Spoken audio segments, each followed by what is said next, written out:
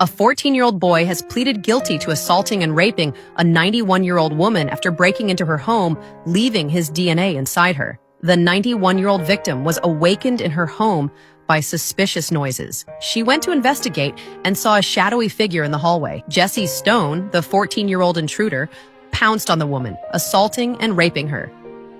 The victim recounted begging him to stop and praying to God during the ordeal. Jesse Stone was arrested after neighborhood security cameras captured him wearing clothing matching the suspect's description.